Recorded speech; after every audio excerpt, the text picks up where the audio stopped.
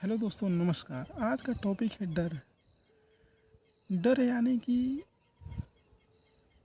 एक ऐसा अनजाना चीज़ जिससे हम लोग कभी मिले नहीं हैं, कभी उससे रूबरू नहीं हुए हैं, कभी उससे बातचीत नहीं किए हैं, कभी उससे दोस्ती नहीं किए हैं। जिस चीज़ से आप अनभिज्ञ हैं, नहीं जानते हैं, तभी डर लगता है। मान के चलिए कोई लड़का है, वो मैथ्स में वीक है, वो मैथ को नहीं बना पाता है, नहीं सॉल्व कर पाता है, वो डरता है, भागता है। मैथ से एकदम उसका नाता नहीं है, एकदम रुचि नहीं है, एकदम दूर दूर भागता है। तो क्या होगा?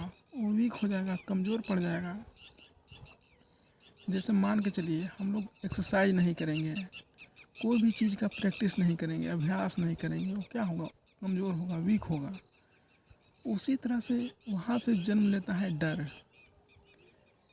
जैसे ही कोई काम को आप नहीं करते हैं, प्रैक्टिस नहीं करते हैं, अभ्यास नहीं करते हैं, तो क्या होता है? वहाँ से जन्म लेगा और वही हमेशा जीवन में हर पहलू को वो पकड़ लेगा। एक चीज़ से आप डरिएगा, समझिए कि वहाँ से ही सारा पहलू आपको ख़राब हो जाएगा, सारा पक्ष आपको धराशायी हो जाएगा। इसलिए डर को कैसे हराया जाए? तो सबसे पहली बात है कि डर को पहले समझा जाए। डर क्या होता क्या है? डर जन्मजात नहीं होता है। जैसे ही बच्चा पैदा होता है तो बहुत सारे निगेटिव लोग जो हैं उनसे मिलते हैं, जुड़ते हैं, जो अपने जीवन में कुछ नहीं कर पाते हैं, जो खुद डरे हुए हैं परिस्थितियों से, हर चीज़ से। तो एक बहाना बना लेते हैं कि अरे बहुत ही कठिन कार्य है, तुमसे नहीं हो पाएगा, मुझसे नहीं हुआ, इतने सारे लोग जो हैं इनसे नहीं हो पाया, तुमसे कैसे हो जाएगा? यहीं से पैदा होता है डर।